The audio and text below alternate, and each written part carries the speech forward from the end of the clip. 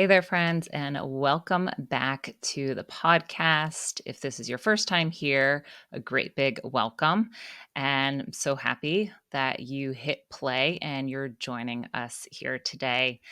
We are going to have conversation on surrender and what it means to surrender. And I think this is a great point to bring up because, at least for me in the past, when I thought about surrendering, control or just surrendering to what life brings, I always thought of it as giving up, like it was a negative thing. And over the years, as I've come to redefine a lot of definitions in my own life, surrender is one of those that I now greatly enjoy the process of.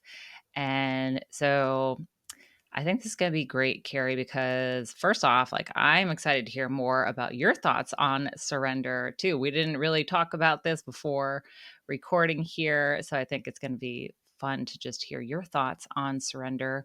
But it's one of those things that we all face at some point in our lives, is like the whole control situation. And I know that's definitely been going on in my life recently, the past couple of days especially. But what are your initial thoughts on surrender when you hear that word, Carrie?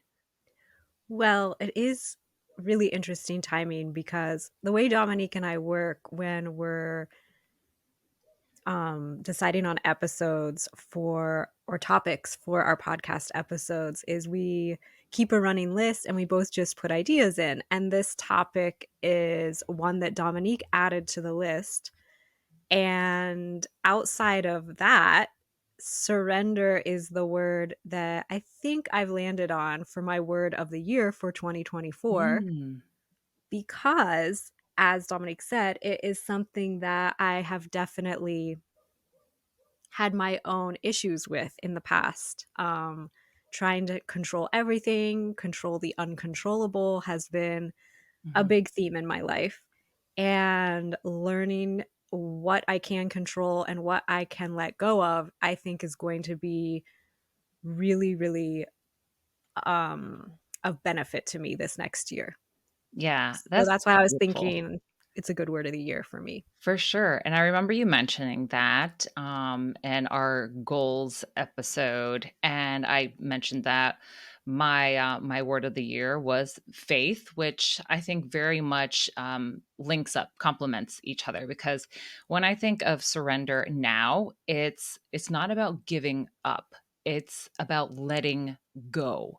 And like you mentioned, the control that you feel you have needed in your life in order to feel a certain way, whether it's, feeling of safety or just like support and being okay.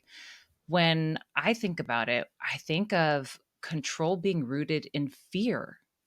And it's almost coming from a place of lacking.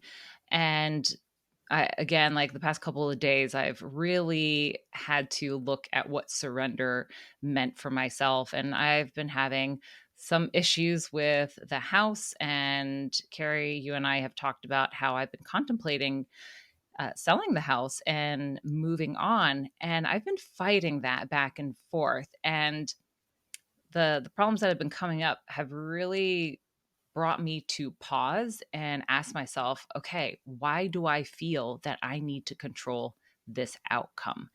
And as I looked at it, very much so was rooted in fear of the future and fear of letting go of something that has, importance or had importance. And at this point, kind of no longer serves the life that I'm wanting to move forward with. So I really encourage people now, when you're contemplating what surrender means to you and kind of redefining it, to look at it as more of a giving over, a letting go, releasing stress from yourself in a way, instead of looking at it as a giving up and throwing in the rag kind of deal. And I think another important component, at least when for myself, when I'm thinking of this concept, is to let go of any judgment around any of it as well. Whatever happens is happening. Mhm. And the less that we can put our own biases and conditioned opinions and thoughts on it, the better, because everything has a neutral stance to it until we put our own ideas on it. And then we Exactly. make it into something positive or negative. Yep. For example, what's happening with Dominique's house right now is she's having to have some things repaired that was really unexpected. And this, our initial reaction is this is a really negative thing. I Mhm. have to spend money I wasn't anticipating. I'm dealing with the workers and scheduling, and it's Mhm. just a huge hassle. But really, it's Yeah. just a neutral thing that's happening. And in the long run, her whole outcome out or perspective could change because it could be the thing that triggers her to sell the house and move on to something better, and she, when she can look back on this, see, wow, that was such an Yeah. amazing thing that happened that got me started in that process and got me to where I am today. Yeah, I love that you bring that up because as you're saying that, and again, like you and I have talked about this, I have been fighting myself, my inner knowing that it is the right thing for me to do, to move on, to let go of this place that served me very well, but is not in my future. And because again of that fear that's coming up and me just probably not trusting myself fully, that inner knowing.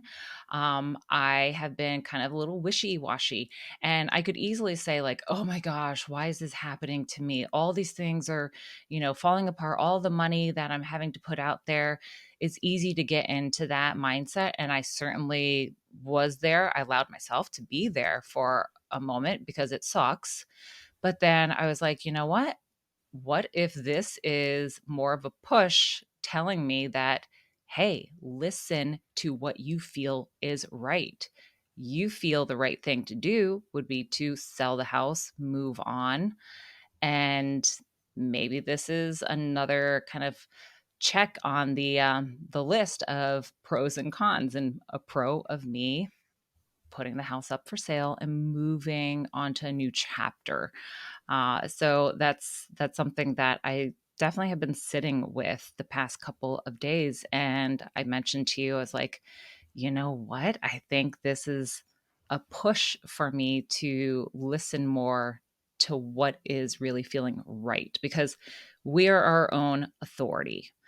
And we can listen to what parents say, what friends say, society says, especially when it comes to being a homeowner. I've got a lot of chatter going on in my ears, and the sense of responsibility is in the background for me. But what feels right for me is not what I am hearing from most other people.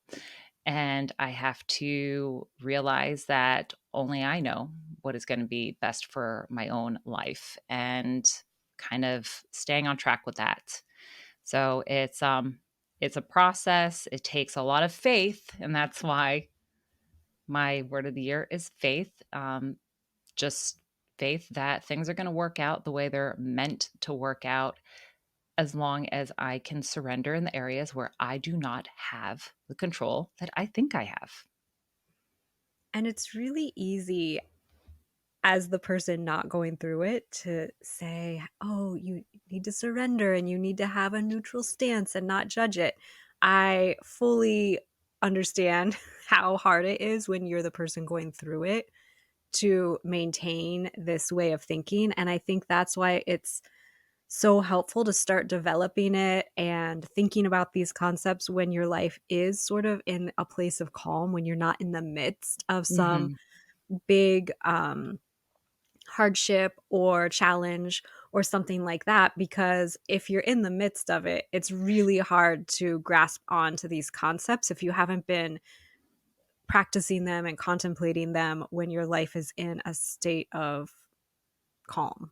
Yeah, yeah, that's a really great point to bring up because, yeah, when we're in the midst of chaos, we're in survival mode. Our nervous systems, if we haven't already been working on trying to create resiliency and just the ability for us to regulate ourselves in the moment, our nervous systems are trying to just keep us alive, and it sees chaos as threat. And so we start to, fight back, run away, freeze, all the different mechanics that go into how our nervous system works can really sabotage our beliefs, our thoughts on it, and the actions that we take. So I think that's a really great point to bring up. And also, you know, talking again about what's your definition of surrender. And if you have a definition of giving up, then looking at it and asking, like, why? Why do I believe it's giving up? When's the first time I came with this belief or I heard someone else say this? And starting to look at what your definition could be. Was that something you learned from a caregiver or from a friend or school? And this goes for any type of definition that you might view as a negative, or you try to avoid because of that reason, and examining it and trying to kind of get to the root of why you have a belief about it. And that's what I did with this definition, with surrender. And I also realized that, it's surrendering to, like, if there's a job that you want and you're pushing for it, or if there's a move that you want to make and, there's chaos going on with that, it's looking at it and asking yourself, how could I allow myself to surrender and just be a little bit more okay with not having such strong holds and a strong outcome? Thinking of it maybe more of like, okay, this is going to be an experience and I'm going to learn from this experience, instead of looking at it as a failure if you don't control and you don't get the outcome that you're desiring. That's a big one that I've also been working on myself and that I've worked on a lot with clients in the past. When I was trying to connect this whole idea of surrender within the Enneagram, the concept that came to mind most prominently for me is something I haven't talked about on the podcast, I don't believe, and that is part of the Enneagram framework, and it's the levels of development. Mm. It's a really important part because it has to do, I won't go into all the details, but it has to do with psychology. And Rizzo and Hudson came up with it, and they are the like major players who put the Enneagram system into how we see it now. And they wrote a really great book called The Wisdom of the Enneagram, if anyone's wanting to dig deeper into this. But the three levels of development that each type has is the healthy range, the average range, and the unhealthy range. And within those three levels, there are three other levels. So there's 9 total levels of development. And if you are, like Dominique said, in survival mode, in that unhealthy range of a level of development, whether it's something happening in your life within your control or without of your control, that is not the time to try to surrender, because when we are in an unhealthy level of development, that is when we may be inadvertently being really destructive to our life or to others' lives. A lot of it can stem from addiction or extreme mental illness. It's when we're in ultimate survival mode. Mhm. Obviously, anyone has the ability to get support, to use tools, and to work really hard and do all of the things that I'm not saying are easy at all, to try to move up into a different level of development. So if you would go from unhealthy to the average level, you're probably feeling a lot better, but you are still pretty asleep to yourself and to your own ego and to your own personality. You might be having a little bit of self sabotage in there, but it's nothing like you were experiencing in the unhealthy level. Um, Most people probably are functioning day to day in the average range of levels of development because we're just focused on going to work and making enough money and taking care of kids and taking care of aging parents and doing all these things where we feel pulled to do for others and we aren't necessarily focused in on ourselves. Mhm. Now, the healthy range in the level of development is when people are really awake to themselves, really present, living in the present moment most of the time. They're really connected to their own essence, meaning their true selves outside of their ego or their personality. And it takes a lot of intentional work to get to a healthy Mm. Yeah. level, and Yeah. not everyone will achieve it. And there's no judgment around that. For some people, it's not even something they desire to achieve. They're very content Yeah. living in that average range of development, and that's It's okay. totally fine. Mhm. Mhm. Yeah, that's awesome. And as you're saying all of this, I kind of reflect back on my own process and how surrendering or giving over to just life unfolding how it's meant to was something I struggled with. I could not do. And when I think of the process, like you had mentioned, I really worked on learning how to be more present and not so future focused, especially with that. And because in reality, we have no control over the past happened, the future, who knows what could happen. The only thing we have control of is our present moment. That's where choice lies. And that's something that I worked on for years because I was also dissociated for most of my life. It took me a very long time, but I can honestly say that my ability now to be more okay and more open to surrendering to chaos and to surrendering, to life unfolding the way it's meant to is because I have learned to be more present and I've learned to be more okay with the whole sense of control that I came to realize is very false for myself, at least because the things I thought I could control and did control in my past, that was not accurate at all. And I've been more open to trial and error, experimenting with it. And over the years, as I have really looked back at the things that I was more open to surrendering to, I had much greater outcomes, much more positive, much more enriching outcomes versus the times where I felt the need to control. And when we look at it from the human design lens, when we're trying to be something or somebody we're not, and when we're trying to maintain control, we are expending tremendous amount of energy because we are going against our nature. We are going against the energy around us. And you've heard like attracts like, and everything is energy. I mean, there's so much truth to that, to the point where I have experimented with myself in this, and I have come to realize the times that I was living outside of who I am and using energy that was not mine, not appropriate, burnout occurs.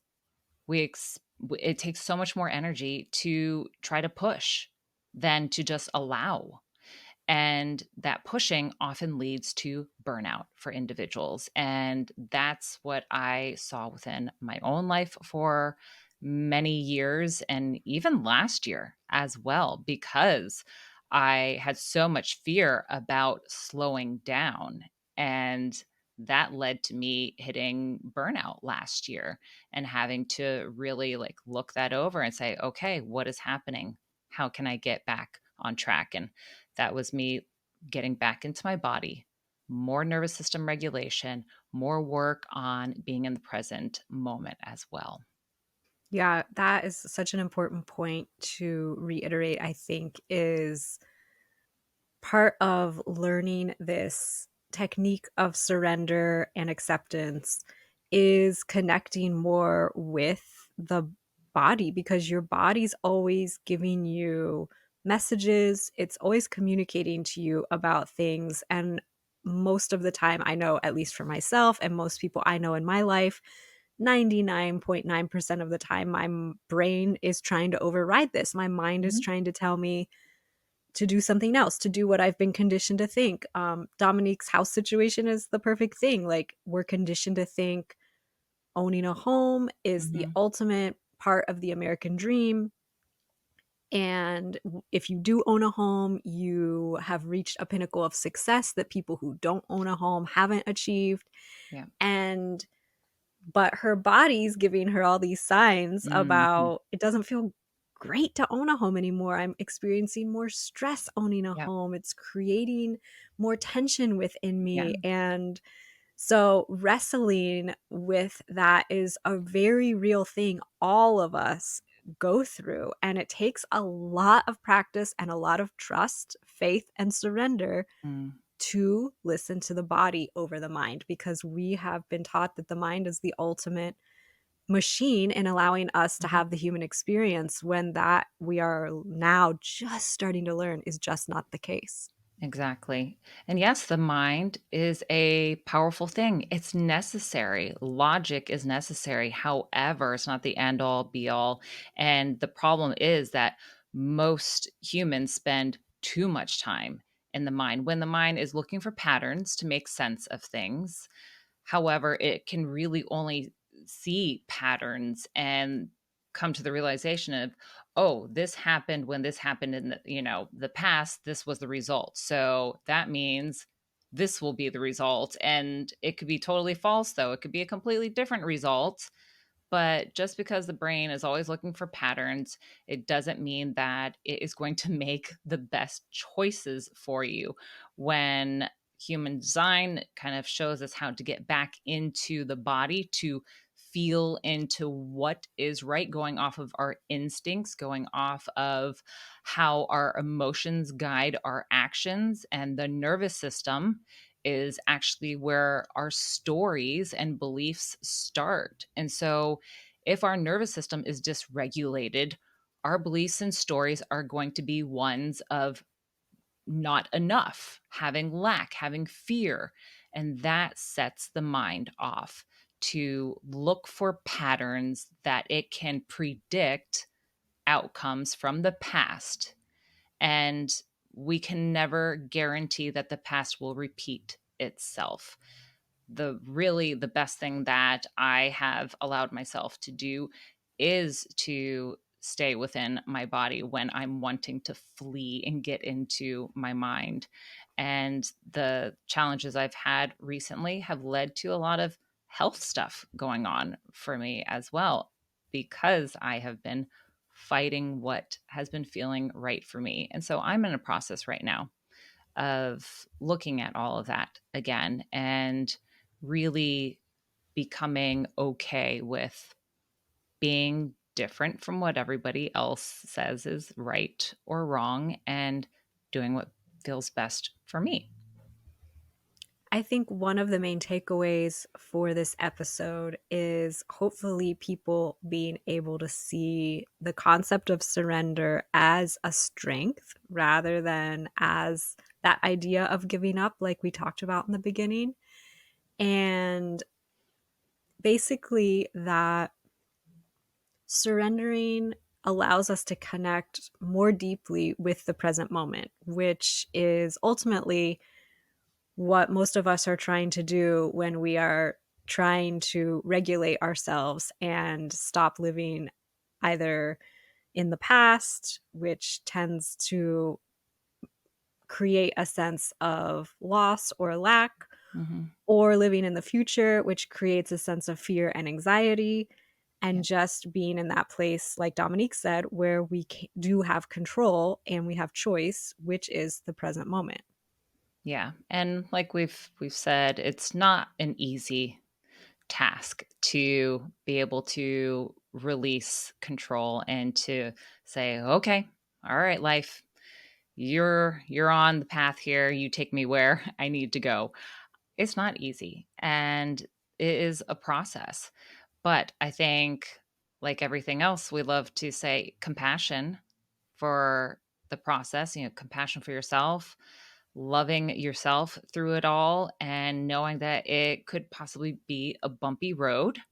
And that's okay because you're learning something new. You're learning to do something that most of society struggles with.